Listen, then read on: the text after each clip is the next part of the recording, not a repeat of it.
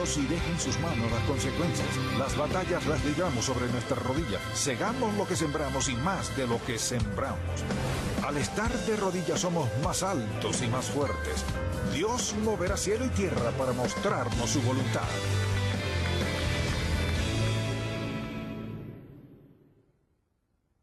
¿Por qué los cristianos enfatizan tanto la cruz? ¿No es verdad que fue la muerte más horrible y vergonzosa que cualquier persona podría experimentar? Por cierto, era tan horrible y vergonzosa que era ilegal crucificar a un ciudadano romano. Aún así, muchos dicen, ustedes los cristianos tienen este símbolo, la cruz. ¿Cómo encaja eso con lo que son? No entienden, pero nosotros sí lo entendemos y también podríamos preguntar, por ejemplo, al apóstol Pablo sobre lo más valioso de ella. Escuche lo que dijo. Pero lejos esté de mí gloriarme, sino en la cruz de nuestro Señor Jesucristo, por quien el mundo me es crucificado a mí y yo al mundo. ¿Por qué diría que de lo único que se gloriaría sería en la cruz del Señor Jesucristo? Asimismo, dijo de su predicación, que de lo único que quería cuidarse era de esto. Escuchemos. Pues no me envió Cristo a bautizar, sino a predicar el Evangelio, no con sabiduría de palabras, para que no se haga vana la cruz de Cristo. Decía, pongo mucha atención a lo que predico, de tal manera que el mensaje de la cruz no sea vano ni hueco. Así que si preguntamos, ¿por qué la gente usa cruces? Y si yo le preguntara, por ejemplo, ¿por qué usa usted la cruz? O si alguien se le acercara y le dice, me gusta esa cruz, ¿por qué la usa? ¿Hace un juego con mi ropa? ¿O alguien me la regaló? ¿O me gusta? ¿O es muy valiosa? Hay muchas razones por las que la gente usa una cruz. Pero la gran pregunta es esta, ¿cuál es el mensaje? ¿A qué se refiere? Al usar una cruz, o por ejemplo al poner una cruz en nuestra casa, o en la torre de una iglesia, o en un brazalete, o donde sea, ¿qué mensaje enviamos? ¿Qué intentamos decir? La mayoría no sabe cuál es. Creo que pocos creyentes pueden hablarnos del mensaje de la cruz y alguien dirá, Cristo murió por mí. Es una parte. Cristo me ama. Es otra parte. Pero hay dos aspectos en los que casi nadie piensa. ¿Por qué enfatizamos la cruz? Así que en este mensaje quiero darle respuesta a esa pregunta. Y le daré 4 frases que quisiera que recuerde. Pues si las entiende y las guarda en su corazón, en su mente y en su espíritu, entenderá qué significa la cruz. Le invito a buscar 1 Corintios capítulo 1. Pablo menciona todo este asunto y una de las cosas que discute es el hecho de que todo el concepto de la cruz es locura. Mire usted. Dice que para algunos es tropezadero y para otros locura. ¿Cómo podríamos explicar que hablamos del Dios de amor y al mismo tiempo ese Dios enviar a su Hijo al mundo para ser crucificado, morir en una cruz, por quienes no lo amaban, ni le apreciaban, ni le querían, se rebelaron contra él y procuraban su muerte? No tiene sentido. Y mire usted, contestaremos esas preguntas. 1 Corintios 1, versículo 17. Pues no me envió Cristo a bautizar, sino a predicar el Evangelio, no con sabiduría de palabra, para que no se haga vana la cruz de Cristo. Porque la palabra de la cruz, el mensaje de la cruz, es locura a los que se pierden, o sea, a los inconversos, pero a los que se salvan, esto es a nosotros, es poder de Dios. Pues está escrito, destruiré la sabiduría de los sabios y desecharé el entendimiento de los entendidos. ¿Dónde está el sabio? ¿Dónde está el escriba? ¿Dónde está el disputador de este siglo? ¿No ha enloquecido Dios la sabiduría del mundo? Pues ya que en la sabiduría de Dios el mundo no conoció a Dios mediante la sabiduría, agradó a Dios salvar a los creyentes por la locura de la predicación. Porque los judíos piden señales y los griegos buscan sabiduría, pero nosotros predicamos a Cristo crucificado, para los judíos ciertamente tropezadero, para los gentiles locura, mas para los llamados así judíos como griegos, Cristo poder de Dios y sabiduría de Dios, porque lo insensato de Dios es más sabio que los hombres, y lo débil de Dios es más fuerte que los hombres. Ahora, ¿de qué nos habla la cruz? Mire, nos habla acerca de todo aquello que necesitamos saber en cuanto a la vida cristiana. Y uno de los aspectos de la cruz en que muchos nunca piensan es con el que quisiera iniciar, que es simplemente, ¿cuál es el mensaje de la cruz? Su mensaje es una expresión muy clara, es el mensaje de la justicia de Dios. La justicia de Dios, y usted dirá, ¿qué es eso? La justicia de Dios y la rectitud de Dios son semejantes. Resulta que en griego y en hebreo es la misma palabra. Pero el problema es este, la justicia de Dios quiere decir que Dios, que es recto, siempre hace lo que es recto y que es la norma para lo que es recto. O sea, Él es verdad y siempre lo es. Es fiel, siempre es fiel. O sea, es fidedigno, no a veces, siempre. En Él no hay cambio. Es la esencia máxima de santidad y de rectitud. Por lo tanto, al venir a la cruz, recordemos que apunta en 4 direcciones, arriba, 2 afuera y abajo. Quisiera que notemos que la primera simplemente es esta, que nos habla de un mensaje de la justicia de Dios. Pues, si no fuera cierto, lo que sucedió en la cruz no habría sucedido. Por ejemplo, ¿qué lo motivó? No lo dice la Biblia y Dios nos lo advierte. Dice, por cuanto todos pecaron y están destituidos de la gloria de Dios. ¿Qué hacemos al respecto? Dice, la paga del pecado es muerte. ¿Qué hacemos al respecto? Por ejemplo, dice que ninguno busca a Dios, y en estos días casi nadie. Y añade, todos nos descarriamos. Así que en realidad todos estamos bajo el juicio de Dios por nuestros pecados, hasta que algo suceda. Nadie puede negar que hemos pecado contra Dios. Todos lo hemos hecho muchas veces. ¿Y qué hacemos al respecto? Alguno dirá, yo le pido perdón y sigo adelante. ¿Le perdona basándose en qué? Y mire, ese es uno de los lados flacos del mundo. Preste atención. Se reduce a que Dios odia el pecado. Llamémoslo como sea. Sin darle importancia, negándolo o justificándolo, pero en efecto Dios odia el pecado. La justicia de Dios lo declara.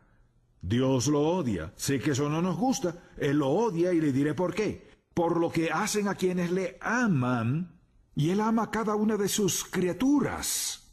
Lo odia porque las devasta y las destruye. ¿Y qué sucedió?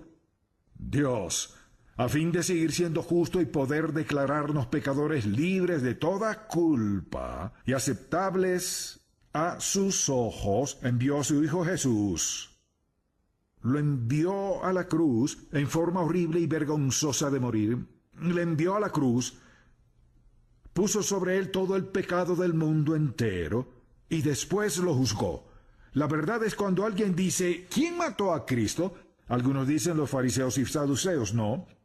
Los romanos no, fueron instrumentos usados por Dios. Dios Padre fue quien envió a su Hijo a la cruz y mató a su Hijo Jesús en la cruz. Alguien dice, ¿dónde está el amor de todo eso? A eso voy. Mató a su Hijo unigénito Jesús como sacrificio por sus pecados y los míos, y eso ha hecho posible que ahora Dios nos perdone de nuestros pecados, nos declare no culpables, sino perdonados de todo nuestro pecado, y siga siendo el Dios justo. ¿Por qué? Porque puso un sustituto en su lugar y el mío, y de eso se trata la justicia de Dios en la cruz. Se trata de Él, que juzgó el pecado y al mismo tiempo hizo posible que toda persona pudiera llegar a ser aceptable a los ojos de Dios. No hay otra manera de ser hecho aceptable a los ojos de Dios, excepto mediante la única estipulación de Dios, su sustituto, su Hijo. ¿Podemos gritarlo al mundo? Es el único sustituto. Pero escuche bien, pregunte a quienes lo niegan. ¿Basándose en qué de aceptar a Dios? ¿Son buenas obras? ¿Cuántas buenas obras ha hecho? ¿Cómo sabe que será aceptada? ¿Cómo sabe que agradan a Dios? ¿Qué los motivó? ¿Por cuánto tiempo? ¿Cuántas tiene que hacer? Dios dice que odia el pecado. ¿Y qué de sus buenas obras? Permítame hablar de mis buenas obras, pero Dios dice que odia el pecado. La Biblia dice: el alma que pecare, esa morirá. No, el alma que pecare, quizás en breve mejorará. No, solo hay una forma, y por eso es que insisto en la verdad, en el centro del Evangelio, el centro de la palabra de Dios. Es absolutamente esencial que lo crea o se perderá. Solo hay un sustituto aceptable, que es Cristo. Esa es la primera palabra que quiero que recuerde. Justicia. Repítela conmigo. La primera de todas es justicia. La cruz habla de la justicia de Dios. Digámoslo juntos. La cruz habla de la justicia de Dios.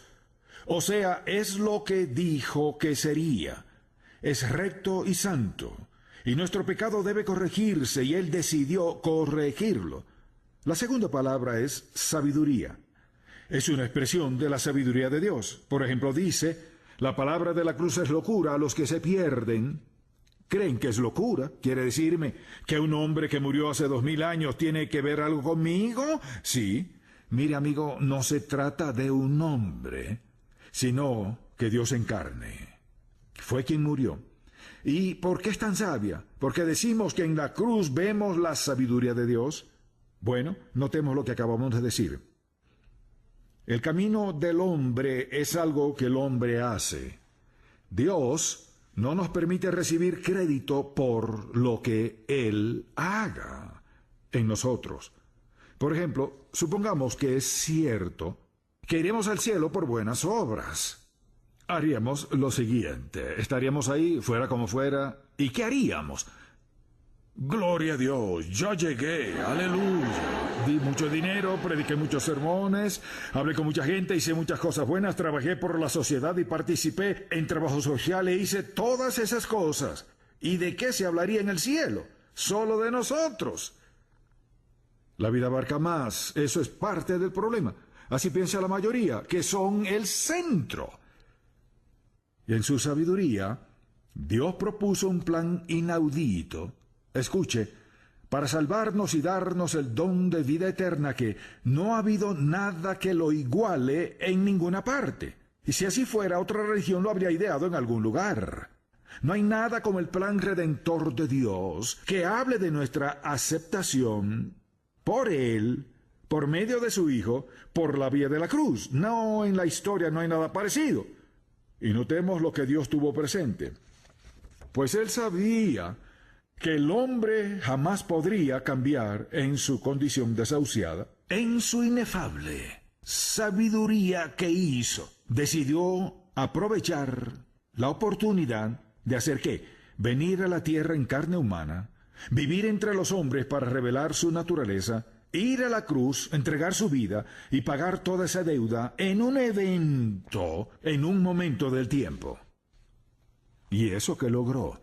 Que usted y yo, para ser perdonados de nuestros pecados y al morir ir al cielo, aceptáramos su muerte en la cruz como su clara voluntad, que aceptáramos su muerte como pago de nuestro pecado. Y recuerde una cosa: si Él no pagó por nuestro pecado, ¿quién pagará? Nadie puede, todos deben pagar por su pecado. ¿Y qué sucede? Aquí hay la sabiduría de Dios. Lo hizo de tal manera que asumió toda la responsabilidad por su pecado y el mío. Totalmente. Y no solo eso, lo hizo de manera que ni usted ni yo nos preocupáramos más, ni lo dudáramos, por ejemplo. La persona que quiere ganarse la salvación no sabe si ya es salva o no. Vemos la sabiduría de Dios. Él ha arreglado su plan redentor de manera que no solo haga frente a todo pecado, sino que el resto de la vida podamos estar completamente seguros que al morir iremos al cielo. En efecto, sabemos que lo estamos. Ahora quiero preguntarle, ¿qué otro plan o promesa tiene eso? Ninguno, ni nadie podrá mejorarlo, pero a Él le costó a su Hijo Jesucristo. La justicia de Dios, su sabiduría, esos dos se acoplan, son dos partes de la cruz. Luego está el amor de Dios. Es lo que yo esperaba escuchar. No puede tenerlo sin antes confrontar la justicia. Él solo se encarga del pecado. Escuche, Dios nos ama a todos, Pero mire, su amor por nosotros no hace posible que Dios pase por alto el pecado.